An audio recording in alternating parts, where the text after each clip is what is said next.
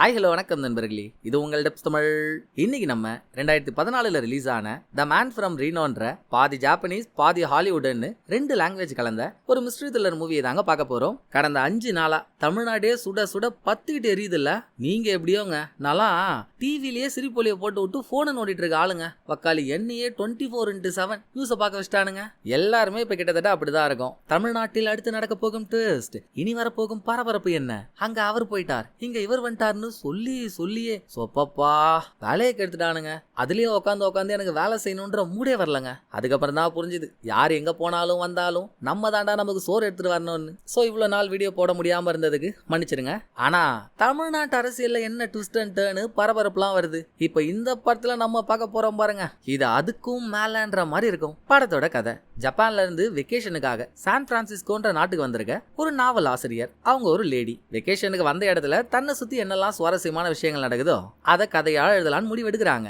அந்த சமயத்துல புதுசா அவங்க நாட்டு ஆள் ஒருத்தவங்க கூடி அறிமுகம் கிடைக்க, அடுத்த படத்துல என்னென்ன அதிசயங்கள் என்னென்ன ஆச்சரியங்கள் எவ்வளவு ட்விஸ்ட் அண்ட் டர்ன்ஸ் எல்லாம் வர போகுதுன்றது தான் படத்தோட கதை. எப்படியும் நிஜத்துல அடுத்த ட்விஸ்ட் என்னன்றதை இப்ப சொல்ற மாதிரி தெரியல. வாங்க படத்துல வர போற ட்விஸ்டையாச்சும் பார்த்துட்டு வந்துருவோம். அதுக்கு முன்னாலங்க நம்ம சீரிஸ் சேனலோட லிங்கை கீழே டிஸ்கிரிப்ஷன்ல கொடுத்துருக்கேன். சீரிஸ் மேல விருப்பம் உள்ளவங்க சேனலை ஃபாலோ பண்ணி வச்சுக்கோங்க. புது சீரிஸ் நெக்ஸ்ட் வீக்ல வந்துடும். சோ இப்போ இந்த படத்தை ஓபன் பண்ணா நைட் டைம், செம்மையான பனி. ஒரு ரோட்ல காரை ஓட்டிட்டு போனா முன்னால என்ன இருக்குன்னு தெரியாத அளவுக்கு பனி அடிக்குதுன்னா பாத்துக்கோங்களேன். அதுக்கு நடுவுலங்க அந்த ஊரோட ஷெரீஃப் ஒருத்தவர் காரை ஓட்டிட்டு போயிட்டு இருக்காரு. முன்னால எதுவுமே தெரியலனாலும் ரொம்ப பாதுகாப்பா தான் காரை ஓட்டிட்டு போறாரு. அப்ப ரோட்டோரமா ஆள் யாருமே இல்லாத டிக்கியெல்லாம் திறந்த நிலைமையில இருக்க கார் ஒண்ணு இருக்கா. தன்னோட காரை விட்டு இறங்கின ஷெரீஃப் அந்த கார்ல ஆள் யாராவது இருக்காங்களா என்ன ஆச்சுன்றதை செக் பண்ணிட்டு யாருமே இல்லைன்னதும் இவர் கார்ல வந்து ஏறினவர் இவங்களுக்கு வாக்கி டாக்கி கொடுத்துருப்பாங்கல்ல, அது மூலியமா ஸ்டேஷன் ஆளுங்கள்ட்ட, தம்பி இந்த ரோட்ல கார் ஒண்ணு நிக்குதுப்பா, நம்பர் இதுதான், யாரோட காருன்னு செக் பண்ணு அப்படின்னு சொல்லி முடிக்கிறதுக்குள்ளங்க ஷெரீஃபோட கார் மேல பொத்துன்னு அவன ஒருத்தன் வந்து மோதுறான். ஐயோன்னு ஷெரீஃப் பதறி போனா, எவன் குத்து வாங்கினானோ அவன் மறுபடியும் ஏஞ்சி நின்னு நடந்தும் போறான். பட் சேவல் தோடாயத்துக்கு போயிடுச்சு. வாங்கின அடி அந்த மாதிரி இல்ல, கொஞ்ச தூரம் நடந்து போயிட்டு மயங்கி கீழே விழுந்துட்டான். ஆள் யார் என்னன்னே தெரியல, இருந்தும் மயங்கி விழுந்துட்டான். அவனை காப்பாத்தணும், அதான போலீஸோட கடமை. சோ ஷெரீஃப் அவனை ஹாஸ்பிட்டல் கொண்டு போனா ஆளு அன்கான்சியஸ். அவன் உடம்புல ஏகப்பட்ட காயம். அது எதுவுமே ஆக்சிடென்ட்ல வந்தது இல்லைங்க, ஆக்சிடென்ட்டுக்கு முன்னாலே ஏற்பட்ட காயங்கள். இதெல்லாம் டாக்டர் சொல்ல, எது எப்படி இருந்தாலும் மயக்கத்துல இருக்கவன் அவனா ஏஞ்சாதான் என்ன ஆச்சுன்னு அவன் கிட்ட விசாரிக்க முடியும். சரி டாக்டர், அவன் ஏஞ்ச உடனே எனக்கு தகவல் சொல்லுங்க. இத சொல்லிட்டு ஷெரீஃப் கிளம்ப அங்க படத்தோட டைட்டில போட்டாங்க. அடுத்து ஹீரோயினோட இன்ட்ரோ. ஹீரோயின் ஜப்பான்ல ஒரு பெரிய நாவல் ஆசிரியர். கொஞ்ச நாளைக்கு முன்னாலதான் இன்ஸ்பெக்டர் டகாபின்ற ஒரு கிரைம் நாவல் எழுதி உச்சாணி கொம்புக்கு போய் உட்காந்தா. எல்லா கிரியேட்டர்ஸ்க்கும் ஒரு கட்டத்துல காமனான பிரச்சனை ஒண்ணு வரும். அவங்கள்ட்ட இருக்க சரக்கெல்லாம் தீர்ந்து போயிடும். அடுத்த படைப்புக்கான சரக்கு இல்லாம கொஞ்சம் கஷ்டப்படுவாங்க. அதே நிலைமை தாங்க இப்ப ஹீரோயினுக்கும். இவ எழுதின நாவல் சக்சஸ் ஆயிடுச்சுன்னதும் உடனே அடுத்த நாவல் எப்போ கதை ரெடி பண்ணிட்டியா, அதாச்சா இதாச்சான்னு இவன் நாட்டுல கேள்வியா கேட்டு கொலையா கொன்னுட்டானுங்க. ஆளை விடுங்கடா எப்பா, நான் கொஞ்ச நாள் வெளியே போய் கதை ஏதாவது தேர்தான்னு பாக்குறேன் அப்படின்னு சொல்லாம கொல்லாம கூடங்க ஹீரோயின் ஜப்பானை விட்டு சான் பிரான்சிஸ்கோவுக்கு வந்துட்டா. ஒரு ஹோட்டல்ல ரூம் எடுத்து ஸ்டேவும் பண்ணிட்டா. மறுநாள் சான் பிரான்சிஸ்கோல ஹீரோயினோட ஃப்ரெண்ட்ஸ் ஃபேமிலி ஒன்று இருக்கு. அவங்களும் ஜப்பான்காரங்க தான். இங்க இருக்க ஜப்பான் எம்பசில வேலை செய்யறவங்க. அந்த குடும்பத்தோட ஒரு மீட்டிங் நடக்குதுங்க. எல்லாரும் ஹீரோயினை பெருமையா கொஞ்சம் உயர்த்தி பேசினாலும் இந்த கூட்டத்துல நல்லா மரக்கானோ மரவண்டு மாதிரி ஒருத்தவ இருக்கான். அவ மட்டும் ஹீரோயினை கலாய்க்கிறதுலே குறியா இருக்கான். ஹீரோயினும் சும்மா இல்லையே, ரத்தத்துக்கு ரத்தம் பித்தத்துக்கு பித்தோன்ற கதையா பதிலுக்கு பதில் அவனை கலாய்ச்சி விட்டா. இது இல்லாம காதல் கொண்டேன் தனுஷோட கேரக்டர்ல பல வருஷமா ஹீரோயினை ஒன் சைடா லவ் பண்ணிட்டு இருக்க ஒரு கண்ணாடிக்காரனும் இருக்கான். அவன் லுக்க கூட பாருங்களேன், ஆகல அப்படியே தனுஷ் மாதிரியே இருப்பாங்க. அவன் நேரம் அவன் ஹீரோயினை லவ் பண்ணா, ஹீரோயின் அவன் ஃப்ரெண்டு ஒருத்தவனை லவ் பண்ணி அவங்களுக்குள்ள கல்யாணம் ஆகி ரொம்ப வருஷத்துக்கு முன்னால கல்யாணம் பண்ணவனும் செத்து போயிட்டான். இதெல்லாம் பிளா பிளா பிளா பாஸ்ட். ஒரு வழியா மீட்டிங் முடிஞ்சு ஆஞ்சு ஓஞ்சி ரூமுக்கு வந்த ஹீரோயின் திடீர்னு குளிக்கும் போது நம்ம ஷேவ் பண்ண சலூன் கடையில எல்லாம் யூஸ் பண்ணுவாங்கல்ல ரேசர் ஒண்ணு, அதே மாதிரி ரேசர் ஒண்ணு கையில வச்சுக்கிட்டு என்னத்தையோ யோசிச்சுட்டு இருக்கா. ஆஹா லுக்கே முரட்டுத்தனமா இருக்கே, அப்ப மிரட்டலான சம்பவம் பண்ண எதுவும் காத்துக்கிட்டு இருக்காளோ அப்படின்னு நமக்கு தோணுது இல்லீங்களா. வாங்க என்ன ஆகுதுன்னு பாப்போம். நைட்டு கிடுகிடுன்னு ஓடி போய் நெக்ஸ்ட் டே ஹீரோயின் ஹோட்டலோட பார்ல உட்காந்து சரக்கு அடிச்சிட்டு இருக்கும் போது இதே ஹோட்டல்ல தங்கிட்டு இருக்க வேற ஒரு ஜப்பானால் அவர் தாங்க படத்தோட ஹீரோ. 7 உட்காந்துட்டு இருக்க ஹீரோயின்ட்ட வாண்டடா வந்து அறிமுகமாக. ஹீரோயின் யார்கிட்டையும் சொல்லிக்காம கொல்லிக்காம தான் இங்க வந்திருக்கா. சோ ஒரு புது ஆள் அறிமுகமாகும் போது இவளை பத்தின உண்மையெல்லாம் அப்படியே சொல்லிடுவாளா, சொல்லல. நான் ரைட்டர் தான், ஆனா டிராவல் சம்பந்தமா சில ஆர்டிகல் எழுதுறேன்னு மாத்தி சொல்லிடுறா. அந்த பக்கம் ஹீரோ தான் இங்க பிசினஸ் விஷயமா வந்ததா சொல்ல, அவ்வளவுதான். இதுக்கு மேல ரெண்டு பேரும் பெருசா பேசிக்கல. கூட்டு பாய் சொல்லிட்டு கிளம்பின ஹீரோயின் போற போகல ஹீரோவை பார்த்து வில்லத்தனமா ஒரு லுக்க விட்டு போறாங்க. இங்க சீனை கட் பண்ணா அடுத்த சீன்ல ஷெரீஃப் ரோட்ல பார்த்த ஒருத்தவனை ஹாஸ்பிட்டல்ல கொண்டு போய் அட்மிட் பண்ணாருல்ல. ஷெரீஃபுக்கு பொண்ணு ஒருத்தி இருக்கா, அவளுமே போலீஸ் தான். ஆக்சிடென்ட் நடந்த இடத்துல ஷெரீஃபோட பொண்ணு இன்வெஸ்டிகேட் பண்ணிட்டு இருக்கும்போது ஹாஸ்பிட்டல்ல இருந்து ஒரு தகவல் கிடைக்குது. அங்க ஒரு ட்விஸ்ட். ஹாஸ்பிட்டல் அட்மிட் பண்ணியிருந்த ஆளை காணோமா. நைட்டோட நைட்டா இங்க இருக்க ஒரு பேஷண்டோட ட்ரெஸ் திருடிக்கிட்டு ஆளு ஓட்டான். கையில மாட்டாம கடல் மீன் மாதிரி சுத்துறதுனால நம்ம அவன் பேரை ரன்னிங் மேன் வச்சுப்போம். ரன்னிங் மேன் ஓடி இருந்தாலும் அவனை அட்மிட் பண்ணி வச்சிருந்த பெட்ல ஒரு கடிகாரம் கிடைக்குதுங்க. ஹாஸ்பிட்டல் அட்மிட் பண்ணியிருந்த ஒருத்தவன் சொல்லாம கொல்லாம போறது பெரிய குற்றம் ஒன்றும் இல்ல. பட் மேட்ரு ரன்னிங் மேனுக்கு ஆக்சிடென்ட் ஆகிறதுக்கு முன்னாலே உடம்புல காயம் இருந்திருக்குன்னா அன்னைக்கு நைட் அந்த ரோட்ல ஒரு சம்பவம் நடந்திருக்குன்னு தானே அர்த்தம். அதை தெரிஞ்சுக்க ஷெரீஃப்க்கு ஆசை. கிடைச்சது கடிகாரம் மட்டும் தானே. அந்த கடிகாரத்தை பத்தி விசாரிக்க ஒரு கடிகார கடைக்கு போறாங்க. கடை ஓனர் அதை விசாரிச்சு சொல்றதுக்குள்ள ரன்னிங் மேன் எந்த கார்ல வந்து நின்னானோ அந்த காரோட நம்பர் பிளேட்டையும் அன்னைக்கு ஷெரீஃப் பார்த்தாரு இல்லையா, நம்பர் பிளேட்டை வச்சு அது யாரோட காரன்னு கண்டுபிடிச்சிட்டாங்க. இந்த ஊர்ல ராஜா பகவத் கணக்கா ஏகப்பட்ட கோடிகளுக்கு சொந்தக்காரரான ஒருத்தவர் இருக்காரு. அந்த ரிச் மேனோட கார் தான் இது. விஷயம் தெரிஞ்சு ரிச் மேன் சைடுல விசாரிக்கும் போது கார் எங்கள் தான், ஆனா அந்த கார் காணா போனதே நீங்க சொல்லிதான் எங்களுக்கு தெரியும்னு ஒரு குண்டை போட்டாங்க. ரைட், அதான் அப்படி. இந்த கடிகாரத்திலேயாவது ஏதாவது க்ளூ கிடைக்கும்னு பார்த்தா அதுவும் இல்ல. அது ஜஸ்ட் ஒரு கடிகாரம், 25 வருஷம் பழமையான ஒண்ணு, ஜப்பான்ல வாங்கப்பட்டது. என்ன அமௌண்ட் ஒரு 50 ரூபாய் தேரும். இத கடை ஓனர் சொல்லி ஷெரீஃபோட இன்வெஸ்டிகேஷனுக்கு முட்டுக்கட்டைய போட்டாங்க. ஆனாலும் பரவாயில்லமா, நம்ம கிட்ட ரன்னிங் மேனோட ஹேண்ட் ஸ்கெட்ச் இருக்குல்ல, அதை ஊரு தெருவு சந்து பொந்துன்னு ஒண்ணு விடாம விட்டு ஏதாவது கிடைக்குதான்னு பாப்போம் அப்படின்னு ஷெரீஃப் அவர் பொண்ணுகிட்ட சொல்லிட்டு இருக்கும் போது இன்னொரு பக்கம் ஹீரோயின் ஒரு புக் ஷாப்புக்கு போய் அங்க அவ எழுதின புக்கே எடுத்து பார்த்துட்டு இருக்கா. அதாங்க இந்த இன்ஸ்பெக்டர் டக்காபின்ற புக்கு. டக்குன்னு ஸ்பாட்ல ஹீரோ என்ட்ரியை போட ஹீரோயின் கையில இருக்க புக்கை வாங்கி பார்த்தா பேக் சைட்ல ஹீரோயின் தான் ஆத்தரன்னு ஹீரோயின் புகைப்படத்தோட கொட்டப்பட்டிருக்கா. அடி ரத்தி அக்னி ஹோத்ரி, நீயா இந்த புக்கை எழுதுன, என்கிட்ட உண்மையை மறைச்சிட்ட பாத்தியா அப்படின்னு ஹீரோ ஷாக் தானங்க ஆயிருக்கணும். பாருங்க ஹீரோ மூஞ்சில எந்தவித உணர்ச்சியும் இல்ல. ஏற்கனவே ஹீரோயின் இவதான்னு தெரிஞ்ச மாதிரி தான் ஹீரோவோட முக அமைப்பு இருக்கு. எப்படிரா நான் தான் இதுன்னு உனக்கு அப்ப ஆல்ரெடி தெரியும், எப்படி தெரியும் அப்படின்னு ஒரு ஹோட்டல்ல உட்காந்து ஹீரோ கிட்ட ஹீரோயின் கேட்டுட்டு இருக்கா. அப்ப இவங்க டேபிளுக்கு பின்னால வேற ஒரு டேபிள்ல உட்காந்து இருந்த ஒருத்தவன் ஹால் நல்லா கரண்ட் கம்பியில காய வச்ச கறி துணி மாதிரி இருந்துகிட்டு ஹீரோயின் பெர்மிஷன் இல்லாம ஹீரோயினை போட்டோ எடுத்துட்டு இருக்கான். ஹீரோயின் அவனை நோட் பண்ணதும் அப்படியே ஒன்னும் தெரியாத மாதிரி அங்க இருந்து நடைய கட்ட அவன் போனா போயிட்டு போறான். ஃபர்ஸ்ட் நீ சொல்லு, நான் இந்த புக்கை எழுதின ரைட்டர் தானே உனக்கு ஏற்கனவே தெரியுமா, எப்படி தெரியும்னு ஹீரோயின் அதையே நோன்றாளா. ஹீரோ செல்லுல இருந்து ஒரு ஆர்டிகல் எடுத்து காட்டினா ஜப்பான்ல ஹீரோயின் காணா போயிட்டான்னு ஏற்கனவே இன்டர்நெட்ல ஆர்டிகல்லாம் வந்துருச்சு போல. அதை பார்த்து தாங்க இவதான் அந்த ரைட்டர்னு ஹீரோ கண்டே பிடிச்சிருக்காரு. அப்புறம் என்ன 2-3 தடவை ஹீரோயின் பாத்துக்கிட்டாச்சு. நடுவுல ஒரு தீப்பொறி உருவாக தானே செய்யும். ஹீரோவை அவ ரூம் கூட்டிட்டு போக ஹீரோயினோட மேனேஜரா ஒரு ஆன்டி இருக்கும். ஹீரோயின் ரூம்ல உட்காந்து ஆன்டிக்கும் கால் பண்ணி ஏறுன்னு ஏறிட்டா. உனக்கு ஏன் தேவையில்லாத வேலை, நான் சொல்லிட்டு தானே வந்தேன், அடுத்த கதையை ரெடி பண்ற வரைக்கும் என்ன தனியா விடுங்க, நான் எங்கேயாவது போயிட்டு வரேன்னு.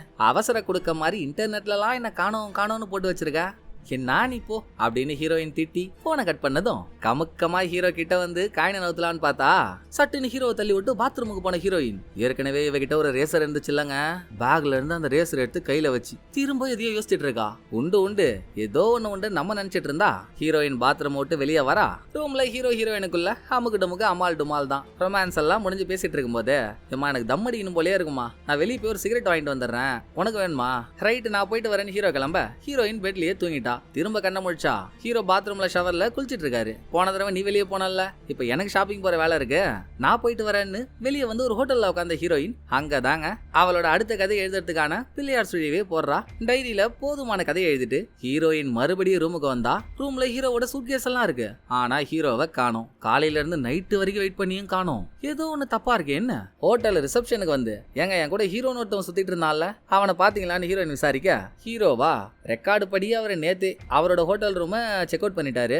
நான் டியூட்டிக்கு வந்து 1/2 hour தான் ஆகுது. காலையில அவர் உங்க ரூம்ல இருந்தாரா இல்ல இங்க சுத்திட்டு இருந்தாரா அதை நான் பாக்கலையேங்க அப்படின்னு ரிசப்ஷன் ஆள் சொல்லிட்டாங்க.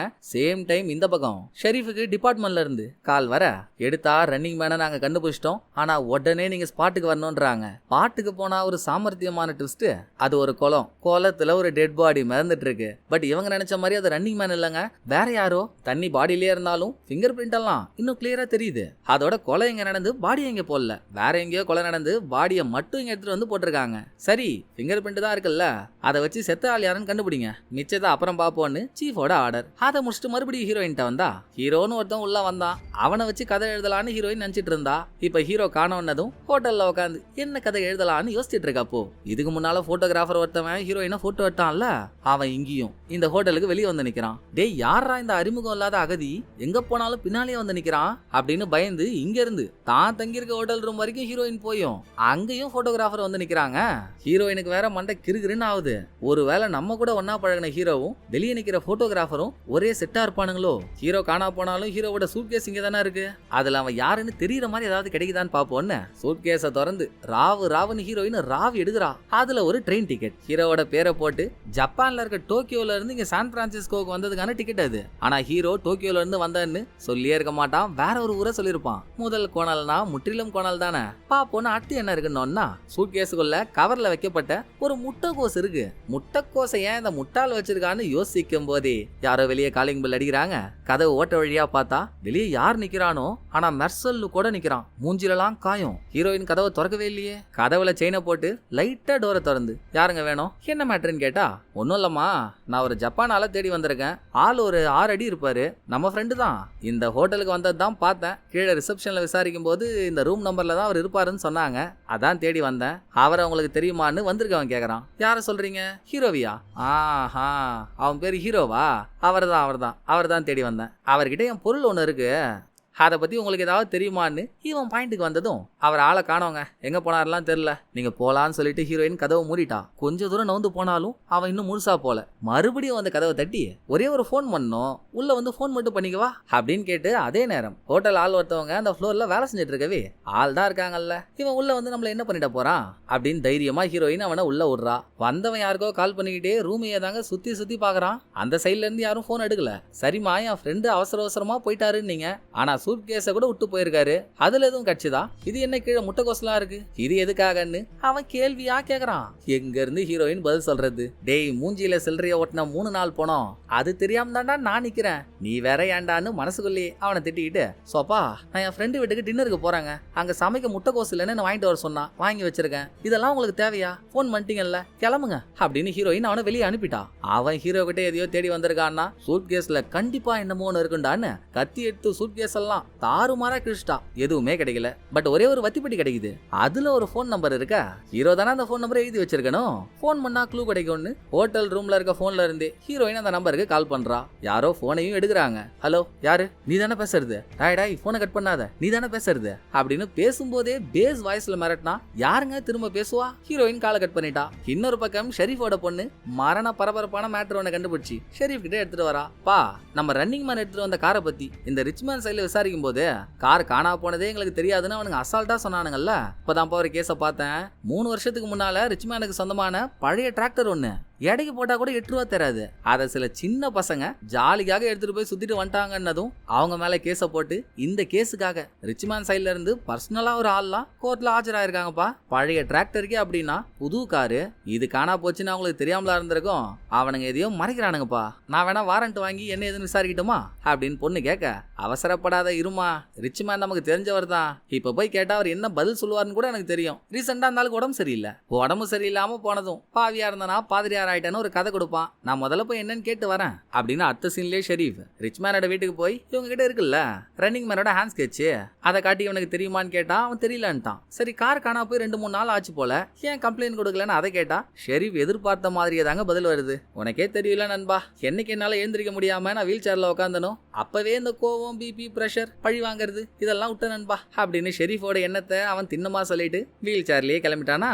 இந்த பக்கம் ஹீரோயின் ஜப்பான் எம்பசில இவளுக்கு தெரிஞ்ச ஃப்ரெண்டு ஒருத்தவர் இருக்கான்ல, அவனை கான்டாக்ட் பண்ணி நான் ஹீரோன்னு ஒருத்தவங்க கூட அறிமுகமான, அவன் ஆள் அடையாளம் எல்லாம் பார்க்க இப்படிதான் இருக்கும் அப்படின்னு இவ ஹீரோவோட அடையாளத்தை சொல்ல அவங்க அதை ஹேண்ட் ஸ்கெட்சா வரைகிறாங்க. அதை முடிச்சுட்டு ஹீரோயின் ரூமுக்கு போனாங்க. ஹீரோவோட சூட்கேஸ் ரூம்ல இருந்துச்சுல்ல, இப்போ அதை காணோம். யாரோ உள்ள புந்து தூக்கிட்டு இருக்காங்க. அதுக்கு மேல ஹீரோயினால அங்க இருக்க முடியுமா? பயம் பரதநாட்டியம் ஆடாது. எதையோ தேடி மூஞ்சில சில்லற வாங்கின ஒருத்தன் வந்தானி, அவன் தான் சூட்கேஸ் எடுத்துட்டு போயிருப்பானோ அப்படின்ற யோசனையோட ஹீரோயின் ஃப்ரெண்டு வீட்டுல வந்து தங்கிட்டா. இந்த கேப்ல குளத்துல ஒரு பாடி கட்சிதா கைரேகை வச்சு அது யாரோட பாடின்னு அடையாளத்தை கண்டுபிடிச்சிட்டாங்க. ட்விஸ்ட கேளுங்க, ஹீரோவோட பேர் என்னவோ அதுதாங்க இறந்து போன அந்த ஆளோட பேரும். ஷெரீஃப் பேரை வச்சு அட்ரஸ கண்டுபிடிச்சு நம்ம செத்தவன் பேரை விக்டிம்னு வச்சுப்போமே. விக்டிம் வீட்டுக்கு போறாரு. வீட்டுல ஆள் யாரும் இல்ல. விக்டிம் வீட்டுக்கு ஆப்போசிட்ல இருக்க ஒரு ஓல்டு மேன், சார் விக்டிமையா தேடி வந்தீங்க? நானுமே பாக்குறேன் சார், சில நாளா அவன் ஆளை காணோம். ஆனா கொஞ்ச நாளாவே வேற ஒரு ஜப்பான்காரன் அடிக்கடி விக்டிமோட வீட்டுக்கு வருவான். அவங்க வீட்டுல என்ன பேசினாலும் அதை அப்படியே என் வீட்டுல கேட்கும்னு வைங்களேன். 2 பேரும் ஜாப்பனீஸ்ல பேசுறதுனால அதிகமா அவங்க என்ன பேசுறாங்கன்னு எனக்கு கேட்காது. பட் ரெண்டு பேரும் மாறி மாறி கத்திப்பானுங்க. அடிக்கடி காமி காமின்னு ஒரு வார்த்தையை சொல்லுவானுங்க. அதுக்கு அர்த்தம் எனக்கு தெரியல. இது இல்லாம விக்டிம் ஒரு பொண்ணை லவ் பண்ணான். அந்த பொண்ணும் அப்பப்ப வந்துட்டு போவோம். இப்போ அந்த வீட்டு பக்கம் ஆள் யாருமே வரதில்ல அப்படின்னு ஓல்டு மேன் அவருக்கு தெரிஞ்சது அவர் கேட்டதெல்லாம் ஷெரீஃப்ட்ட சொல்லி முடிக்கிறாரு. அப்புறம் விக்டிம் இந்த கலர் ஃபிஷ் எல்லாம் விற்கிற கடையில வேலை செய்யறான்னு தெரிஞ்சு ஷெரீஃப் அங்க போனா ஷெரீஃப் உள்ள போறாரு. டக்குன்னு அங்க இருந்து முரட்டு ஆளா ஒருத்தன் வெளியே ஓடி போறான். எவன்டாவது அப்படின்னு ஷெரீஃப் ஓடி துரத்தி பிடிக்க முயற்சி பண்ணியும் பிடிக்க முடியல. அவன் தப்பிச்சிட்டான். கையில மட்டாமலே சுத்திட்டு இருக்கால அந்த ரன்னிங் மேன், அவனே தான் இவனாவும் இருக்கணும். இங்க இப்படி போதா அந்த பக்கம் ஃப்ரெண்டு வீட்டுல தங்கியிருக்கால ஹீரோயின், கடைக்கு போன்னு போயிட்டு திரும்ப ஃப்ரெண்டு வீட்டுக்கு வராங்க. அப்ப வீட்டு வாசல்லையே கார்ல வந்து ரெண்டு பேர் ஹீரோயினை மடக்கி, நீங்க ஹீரோன்னு ஒருத்தவனை காணோன்னு கம்ப்ளைண்ட் கொடுத்துருக்கீங்கல்ல, அது சம்பந்தமா விசாரிக்க வந்திருக்க போலீஸ் தான். நாங்க ஒரு ஆளை புடிச்சு வச்சிருக்கோம். நீங்க காணோன்னு கம்ப்ளைண்ட் கொடுத்த ஆள் அவனான்னு கன்ஃபார்ம் பண்ண கொஞ்ச நேரம் என் கூட வர முடியுமா? காரோட பேக் சீட் எல்லாம் தொடச்சு கழுவி காய வச்சு சுத்தமா வச்சிருக்கோம். நீங்க கார்ல ஏறினா மட்டும் போதும்னு ஹீரோயினை வற்புறுத்துறானுங்க. இல்லடி, இவனுங்கள்ட்ட ஏதோ ஒரு தப்பு தெரியுது, மாட்டிக்காத அப்படின்னு கையில இருக்கிறத எதுல இருக்க மூஞ்சில தூக்கி போட்டு ஹீரோயின் ஃப்ரெண்டு வீட்டுல வந்து கதவு மூடிக்கிறான். அப்பவும் அவனுங்க விடல. கதவுக்கு வெளியே வந்து நின்னு, இங்க பாருங்க மேடம், நாங்க ஒன்னும் உங்களை ஹர்ட் பண்ணலாம் வரல. ஹீரோயின் ரூமுக்கு மூஞ்சில சில்லற வாங்கின ஒருத்தன் வந்தான் பாருங்க, அவன் பேரு ஹிட்டோஷியா. ஹிட்டோஷி உங்கள்கிட்ட என்ன சொன்னா எது சொன்னாலாம் எங்களுக்கு தெரியல. ஆனா எங்களுக்கு தேவையானது உங்கள்கிட்ட இருக்கு, அது எங்களுக்கு வேணும். நீங்க தனியா எடுத்துட்டு வந்து கொடுப்பீங்களோ இல்ல ஹிட்டோஷியோட சேர்ந்து எடுத்துட்டு வந்து கொடுப்பீங்களோ சீக்கிரம் எடுத்துட்டு வந்து கொடுத்துருங்க. அப்படி கொடுக்கலனா தான் விளைவுகள் வேற மாதிரி இருக்கும். இந்த மிரட்டலை விட்டு போறானுங்க. அதோட ஷெரீஃப் கிட்ட வந்தாங்க. ஷெரீஃப் வீட்டுக்கு ஒரு ஃபோன் கால் வருது. எடுத்து பேசினா படம் ஆரம்பிக்கும் போது ஷெரீஃப் எந்த ரன்னிங் மேனை காப்பாத்தினாரோ அவனே ஷெரீஃப் வீட்டுக்கு கால் பண்ணிருக்கான். ரொம்ப சாரி பாஸ், நீங்க எனக்கு பண்ண உதவிக்கு நான் நன்றி சொல்லாமலே கிளம்ப வேண்டியதா போயிடுச்சு. என்ன பண்றது, மேட்ரு எல்லாம் நியூஸ் பேப்பர்லயும் வந்துருச்சு. அதுக்கு மேல என்னால தைரியமா வெளியே சுத்த முடியல. அதான் மறைஞ்சு வாழ்ந்துட்டு இருக்கேன். நன்றி சொல்ல தான் கால் பண்ணேன், வச்சிட்டுமா அப்படின்னு அவன் என்ன சொல்ல வந்தானோ அதை மட்டும் சொல்லிட்டு வச்சிட்டான். மகராசன் போற போகல நியூஸ் பேப்பர்னு ஏதோ ஒரு க்ளூவை கொடுத்துட்டு போனானே, அதை வச்சு அவன் என்ன சொல்ல வரான்னு தேடுவோன்னு அடுத்த நாள் கடையில விற்கிற எல்லா நியூஸ் பேப்பர்லயும் ஒவ்வொன்னு வாங்கிட்டு எல்லா நியூஸ் பேப்பர்லயும் எல்லா பக்கத்தையும் ஷெரீஃப் போட்டு புரட்டுன்னு புரட்டிட்டு இருக்காரு. இதே மாதிரிதான் திரும்ப ஹோட்டல் ரூமுக்கு போன ஹீரோயினும் இவனுங்க ஹீரோ கிட்ட இருக்க எதையோ தேடிட்டு இருக்கானுங்க. அது ஹீரோவோட சூட் கேஸ்ல இல்ல. அப்படி இல்லனா இந்த ரூம்ல தானே எங்கேயோ ஹீரோ ஒளிச்சு வச்சிருக்கணும். சோ ரூம் மொத்தத்தையும் இன்ச் பை இன்ச்சா ஹீரோயின் அலசிட்டு இருக்கா. அதுக்குள்ள ஷெரீஃப்க்கு நியூஸ் பேப்பர்ல எந்த க்ளூவும் கிடைக்கலன்னதும் ஸ்டேஷன் வர அங்க இருந்து ஷெரீஃபோட பொண்ணு ஹீரோயின் ஹீரோவை காணோன்னு கம்ப்ளைண்ட் கொடுத்திருக்கா இல்லையா. நம்ம ஏற்கனவே பார்த்தோம், ஹீரோவோட பேரு விக்டிமோட பேரு ரெண்டு ஒண்ணு தானே. சோ கொல்லப்பட்ட விக்டிம் காணோம் தான் ஹீரோயின் கம்ப்ளைண்ட் கொடுத்திருப்பாளோ. அதை கன்ஃபார்ம் பண்ண ஹீரோயின் எந்த ஹோட்டல்ல தங்கியிருக்காளோ அங்க போய் அவ ரூம் கதவை தட்ட, தெரியாதனமா இந்த ஊருக்கு வந்து இந்த ஹோட்டல்ல ரூம் எடுத்துட்டா. அதுக்கு உங்களால இன்னெல்லாம் பண்ண முடியுமோ எல்லாத்தையும் பண்றீங்கல்ல. இப்ப வேண்டான கதவை திறந்தா ஷெரீஃப், நீங்க யாரா வேணா இருங்க, ஆனா ரூமுக்குள்ள வர வச்சு பேச முடியாது, கீழே லாபில வெயிட் பண்ணுங்க, நான் வரேன் அப்படின்னு லாபில ஷெரீஃப்க்கும் ஹீரோயினுக்கும் மீட்டிங் நடக்குது. ஷெரீஃப் விசாரிக்க வந்தது வேற ஆளை பத்தி, ஹீரோயின் சொல்றது வேற ஆளை பத்தி. சோ இவங்க ரெண்டு பேரோட கருத்துமே முரண்பாடா இருக்கா. இங்கேயும் எதுவும் கிடைக்காம ஷெரீஃப் கிளம்புறப்போ, ஏமா நீ ஜப்பான் ஆள் தானே, எனக்கு ஜப்பான் லாங்குவேஜ்ல ஒரு வார்த்தைக்கு அர்த்தம் வேணுமா, காமினா என்னன்னு உனக்கு தெரியும்? அதை ஷெரீஃப் கேக்குறாரு. காமியா, காமின்னு எதுவும் வார்த்தை இல்லைங்க. ஓ கமின்னு ஒரு வார்த்தை இருக்கு, அதை சொல்றீங்களா? அதுக்கு கடவுள் இல்லனா பேப்பர் இல்லனா முடி இப்படின்னு சில பல அர்த்தங்கள் இருக்குங்களே, நீங்க எதை கேக்குறீங்கன்னு தெரியலன்னு ஹீரோயின் சொல்ல, இந்த வார்த்தைக்கும் கேஸுக்கும் சுத்தமா செட் ஆகல. அப்ப அது தேவையில்லாத வார்த்தை தான் போல. ஓகேமா நான் கிளம்புறேன், நடுவுல உனக்கு ஏதாவது தெரிஞ்சா இந்த நம்பருக்கு கால் பண்ணு அப்படின்னு ஷெரீஃப் அவர் நம்பரை கொடுத்துட்டு போயிட்டாரு. இதுக்கப்புறம் ஹீரோயின் ரூம்ல பாத்ரூம்ல முகம் கழுவிட்டு இருக்கா. அப்ப பாத்ரூம்ல எல்லாம் ஒரு படுபயங்கரமான ட்விஸ்ட் ஒளிஞ்சிட்டு இருக்குங்க. தண்ணியில ஏதோ ஒன்று நீந்திட்டு இருக்க மாதிரியே சவுண்ட் கேக்குது. வெஸ்டர்ன் டாய்லெட்ல தண்ணி வரதுக்கான செட்டப் ஒன்று இருக்கும்ல, அதோட மூடியை ஓபன் பண்ணா உள்ள ஒரு 7 ஆமைங்க குதூகலமா நீச்சலை போட்டுட்டு இருக்கு. நம்ம ஸ்டார்டிங்லயே பார்த்தோம்ல, காதல் கொண்டேன் கேரக்டர்ல ஒருத்தவர் தானே ஹீரோயினோட ஃப்ரெண்டுன்னு, அவன் லேப்லாம் வச்சு நிறைய ஆராய்ச்சி பண்றவன். சோ ஹீரோயின் அவனை வர வச்சு இந்த ஆமையெல்லாம் எடுத்துட்டு போய் டெஸ்ட் பண்ண சொல்றா. சேம் டைம் அப்பதான் ஹீரோயினுக்கு புரியுதும் கூட. ஷெரீஃப் கேட்ட வார்த்தை கம்மி இல்ல, கமேன்ற வார்த்தையை தான் ஷெரீஃப் கேட்டிருக்காருன்னு. கமேனா ஜப்பான்ல ஆமை. சோ விக்டிமும் அவன் வீட்டுக்கு வந்த இன்னொரு ஜப்பான் ஆளும் ஆமையை பத்தி தாங்க பேசிட்டு இருந்திருக்கானுங்க. இதே ஆமைக்கு சாப்பாடு கொடுக்கதான் ஹீரோட சூட்கேஸ்ல முட்டைகோசு இருந்திருக்கு. அப்போ இந்த ஆமைகளுக்கு பின்னாலதான் ஏதோ ஒரு அசத்தலான விஷயம் இருக்கு. இப்போதைக்கு காதல் கொண்டேன் அந்த ஆமைகளை டெஸ்ட்டுக்காக எடுத்துட்டு போயிடுறானா. அடுத்து ஹீரோயின் ரூம்ல தனியா இருக்கும்போது மூடி இருந்த ரூம் கதவை திறந்து எவனோ கையை மட்டும் உள்ள விடுறான். எந்த கண்டம் தெரியாத காட்டு எருமடா ஏன் ரூமுக்குள்ள கையை விடுறது அப்படின்னு ஹீரோயின் ஓடி வந்து கதவை சாத்தினதான். கையை உள்ள விட்டவனோட கைமா ஆயிடுச்சு. பலியோட அவன் வந்த வழியை பார்த்து கிளம்ப. இனிமேல் ஹீரோயினுக்கு பாதுகாப்பு கொடுக்கணும்னா அது ஷெரீஃபால மட்டும் தானங்க முடியும். நைட்டோட நைட்டா ஹீரோயின் ஷெரீஃப்க்கு கால் பண்ணி ஷெரீஃபோட வீட்டுக்கு போயிட்டா. அங்க ஷெரீஃபும் ஹீரோயினும் பேசிக்கிறப்பதாங்க இந்த குரூப்ல டூப் மேட்ரே நமக்கு ஓரளவுக்கு புரியுது. நமக்கு ஏற்கனவே ஒண்ணு தெரியுமா, விக்டிமோட பேரும் ஹீரோவோட பேரும் ஒண்ணுதான். ஆனா ஹீரோயின் கூட இருந்தால் விக்டிம் இல்ல. விக்டிமோட டிரைவிங் லைசன்ஸ் எடுத்து ஷெரீப் காட்டினதுமே இல்லங்க ஏன் கூட இருந்தால் இவன் இல்லன்னு ஹீரோயின் சொல்லிட்டா. அடுத்து ஹீரோயின் ஃப்ரெண்டான ஜப்பான் எம்பசி ஆள் ஒருத்தவனை வச்சு ஹீரோயின் ஹீரோட முகத்தை ஹேண்ட் ஸ்கெட்சா வரைஞ்சால, அதுவுமே ஃபேக்ஸ் மூலமா இப்ப ஷெரீப் கைக்கு வந்துருச்சு. எதுக்காக ஹீரோ விக்டிமோட பேர் வச்சுக்கிட்டு சுத்தணும்? அப்ப ஹீரோவோட ஒரிஜினல் பேர் என்ன? இது ஒரு டவுட்டா? ரெண்டாவது ரன்னிங் மேனோட ஹேண்ட் ஸ்கெட்ச் எடுத்து ஷெரீப் ஹீரோயின்ட்ட காட்டினா ட்விஸ்ட். இந்த ரன்னிங் மேன் தாங்க ஹீரோயின் வீட்டு வாசலுக்கு வந்து ஹீரோ கிட்ட இருந்து எனக்கு ஒரு பொருள் தேவைப்படுது, அவன் எங்கன்னு கேட்ட ஹிட்டோஷின்றவன். சோ ஹிட்டோஷி ரன்னிங் மேன் எல்லாரும் ஒரே ஆள் தான். அப்ப ஹிட்டோஷி தான் எல்லாத்துக்கும் காரணகர்த்தாவா இருப்பானோன்னு ஹீரோயின் யோசிச்சா, இல்லம்மா சொல்ல போனா நீ பயந்துருக்கிறத விட அவன் அதிகமா பயந்துருக்கான்னு நினைக்கிறேன். நியூஸ் பேப்பர்ல என்னமோ ஒன்று வந்திருக்குன்னு எனக்கு க்ளூ கொடுத்தவன் கூட அவன் தான். அவன் எப்படி தப்பானவனா இருப்பான்? நானும் தேடி தேடி பாக்குறேன், அது என்ன நியூஸ் தான் எனக்கு அகப்படவே மாட்டேங்குது அப்படின்னு ஷெரீப் நியூஸ் பேப்பர் எடுத்து ஹீரோயின் தூக்கி போட்டதும் ஷெரீப் கண்ணில் மாட்டாத மேட்ரு ஹீரோயின் கண்ணில் மாட்டிக்கிச்சுங்க. போன சீன்ல ரூம் பாத்ரூம்ல ஆமைகளா இருந்துச்சு, அதை ஹீரோயின் டெஸ்ட்டுக்காக கொடுத்து அனுப்புனால. இப்ப நியூஸ் பேப்பர்ல வந்திருக்க ஒரு செய்தியோ, ஜப்பான்ல இருந்து சில அபூர்வமான ஆமைகள் இங்க சான் பிரான்சிஸ்கோவுக்கு கடத்தி எடுத்துட்டு வரப்பட்டிருக்கு. அந்த ஆமைகள் எல்லாம் பழங்காலத்துல மருத்துவத்துக்காக யூஸ் பண்ணிருக்காங்களாம். ஏதோ ஒரு காரணத்துக்காக அதை கடத்தி எடுத்துட்டு வந்திருக்காங்க. கடத்தப்பட்ட ஆளையும் ஏர்போர்ட்லயே வச்சு மடக்கியும் புடிச்சிட்டாங்க. சரி, கடத்தின ஆளை அங்கேயே புடிச்சிட்டாங்கன்னா அப்புறம் எப்படி அந்த ஆமைகள்லாம் ஹீரோயின் ரூம் பாத்ரூம்ல நீச்சல் அடிச்சிட்டு இருக்கோம்? ஒருவேளை கடத்தி எடுத்துட்டு வந்தது ஒரு ஆளா இல்லாம 2 ஆளா இருப்பாங்களோ? இந்த ஆமைகள் தனக்கு வேணும் தான் ஹீரோ விக்டிமை கொண்டு இருப்பானோ அப்படின்னு ஹீரோயினுக்கு டவுட் மேல டவுட். சரிமா, நீ சொல்ற மாதிரி வச்சுக்கிட்டாலும் 5 கோடி ரூபாய் மதிப்புள்ள ஆமைகளுக்காக ஒரு ஆளை கொண்டு அதை பாத்ரூம்ல வச்சுட்டு அதை எடுக்காமலேவா ஒருத்தவன் காணா போவான்? ஏதோ ஒண்ணு தப்பா இருக்கேம்மா அப்படின்னு ஷெரீப் சொல்லிட்டு இருக்கும் போதே ஷெரீஃபோட பொண்ணு இங்க வரா முக்கிய தகவலோட. சில பல சீனுக்கு முன்னால ரன்னிங் மேன் ஷெரீஃபோட வீட்டுக்கே கால் பண்ணி நன்றி சொன்னான்ல, அவன் எந்த போன்ல இருந்து கால் பண்ணானோ அது ஒரு பே போன். அதோட கால் ரெக்கார்டை செக் பண்ணிருக்காங்க. ஷெரீப் வீட்டுக்கு கால் பண்றதுக்கு முன்னால அவன் ஜப்பான் எம்பசிக்கும் கால் பண்ணிருக்கான்னு தெரிய வருது. இங்க சீனை கட் பண்ணா அடுத்த சீன்ல ஏர்போர்ட்ல யார ஆமைகள் எடுத்துட்டு வந்து மாட்டினாங்களோ அது ஒரு பொண்ணு இப்ப ஜெயில இருக்கா. அதுவும் ஜாப்பனீஸ் பொண்ணு. ஷெரீஃப்கோ ஜாப்பனீஸ் தெரியாது, கூட ஹீரோயினும் வந்தா உதவியா இருக்கும்ல. சோ ஷெரீப் ஹீரோயின் 2 பேரும் ஜெயில இருக்க அந்த பொண்ணை மீட் பண்ண போக வந்திருக்கிறது போலீஸ் தெரிஞ்சதும் அவ ஃபர்ஸ்ட் பேசவே மாட்றா. ஏமா அந்த ஆள் தாமா போலீஸ்? நான் போலீஸ் இல்லல்லம்மா, உன் ஊர் பொண்ணு தாமா. எனக்கு சில கேள்வி இருக்கு, அதுக்கு பதில் சொல்லுமா. விக்டிமோட பேர் கொண்ட ஒருத்தவன் என் கூட அறிமுகமானான். விக்டிமோட பேர் கொண்ட ஒருத்தவன் என் கூட அறிமுகமானான். நானும் அவனு கிளி பிலி எல்லாம் பண்ணோம். திடீர்னு அவன் காணா போயிட்டான். உனக்கு தெரிஞ்ச ஆளும் இந்த ஹேண்ட் ஸ்கெட்ச்ல இருக்க ஆளும் ஒரே ஆளான்னு மட்டும் பார்த்து சொல்ல அப்படின்னு ஹீரோயின் ஹீரோட போட்டோவை ஜெயில் கைதி கிட்ட காட்டுறா. இல்லையே, ஏன் ஆள் இவன் இல்லையே, ஏன் ஆள் விக்டிம் தான். ஆனா இந்த ஹேண்ட் ஸ்கெட்ச்ல இருக்கவன எனக்கு தெரியுமே அப்படின்னு ஜெயில் கைதி அடுத்த ட்விஸ்ட கொடுக்குறா. ஹேண்ட் ஸ்கெட்ச்ல இருக்க ஹீரோவோட பேரு ஒசாமி மசமுரான்னு ஜெயில் கைதி சொல்ல, ஏமா இப்படி அறகுறையா சொன்னா கேக்குற எனக்கும் ஆடியன்ஸ்க்கும் கடுப்பாவாதாம்மா, கல்ல தடிச்சிட போறாங்கம்மா, முழுசாதான் சொல்லி தொலையான்னு ஹீரோயின் கேட்டதும், அதாங்க அவன் பேரு ஒசாமி மசமுரா, ரீனோன்ற ஊர்ல இருக்கவன். என் ஆளான விக்டிம்க்கு அவன் ஃப்ரெண்டு. நானும் விக்டிமும் திருந்தி வாழலாம்னு நினைச்சோம். கடைசியா இந்த ஆம கடத்தலை மட்டும் பண்ணிட்டு அதோட வேற ஒரு வாழ்க்கை வாழலான்றது ஆசை. நான் மாட்டிக்கிட்டதும் விக்டிம் ஹெல்ப்புக்காக ஒசாமி இங்க வர வச்சிட்டானோ என்னவோ அப்படின்னு ஜெயில் கைதி சொன்னதுக்கு அப்புறம் தான் ஷெரீப் ஒரு முடிவுக்கே வராரு. ஜெயில் கைதி சொன்ன மாதிரி அவளும் அவ ஆளான விக்டிமும் ஜப்பான்ல இருந்து ஆமைகளை கடத்தி எடுத்துட்டு வந்திருக்காங்க. அதுல காதலி மாட்டிக்கிட்டான்னதும் அடுத்து விக்டிமுக்கு உதவி தேவைப்பட்டிருக்கு. ரீனோ இங்கதான் பக்கத்துல இருந்து ஒரு 3 hour டிராவல் வந்துடலாம். சோ விக்டிம் ஒசாமியை ஹெல்ப்புக்காக கூப்பிட்டுருக்கான். அவனுக்கும் இந்த ஆமையை வித்து பணம் மொத்தத்தையும் நம்ம எடுத்துக்கலான்னு ஆசை. ஸ்டேஷன் ஆமையில பாதி தானே இருக்கு, மீதி பாதி தான் காதலியோட சேர்ந்து போலீஸ்ட மாட்டிச்சு.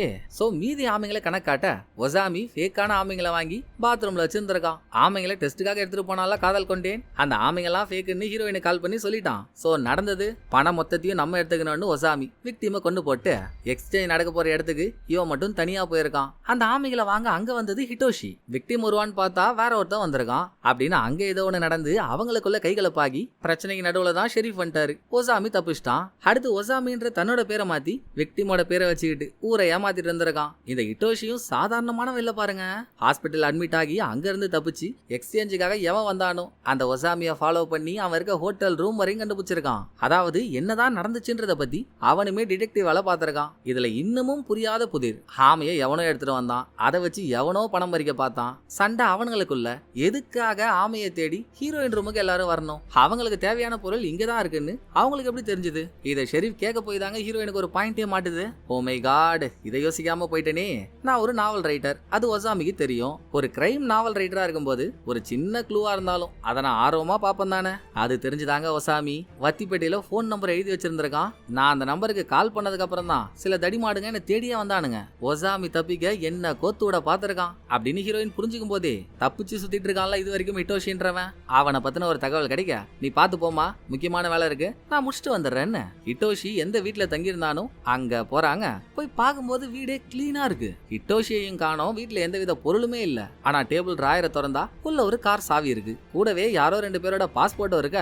கார் சாவியை வெளியே எடுத்துட்டு வந்து காரோட ரிமோட்ல இருக்க பட்டன் அழுத்தி இந்த ரிமோட்டுக்கு சொந்தமான கார் எங்க இருக்குன்னு அங்க போனா அம்மருக்கல்லமான ட்விஸ்டுங்க.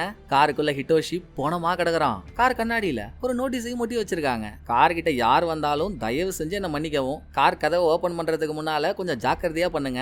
ஏன்னா கார்ல முழுக்க முழுக்க ஹைட்ரஜன் சல்பைட் கேஸா இருக்கு. அசால்ட்டா திறந்தீங்க அப்புறம் 6ஆம் நாள் கருமாதி தான் இப்படின்னு நோட்டீஸை ஒட்டி வச்சிருக்காங்க. இது கொலையா தற்கொலையான்னு தெரியல. செத்தது ஜப்பான் ஆளு. இதோட அவன் சாகறதுக்கு முன்னால ஜப்பான் எம்பசிக்கும் கால் பண்ணிருக்கான்ல. சோ ஷெரீஃப் எம்பசி ஆள் கிட்ட விசாரணைக்காக போக, இந்த பக்கம் ஹீரோயின் அவ எழுதிட்டு இருந்த கதையில அவளை சுத்தி நடக்கிற விஷயத்த வச்சு கதையில 90% முடிச்சிட்டாங்க. மீதியை முடிக்க ஒரு ஹோட்டல்ல போய் உட்கார்றா.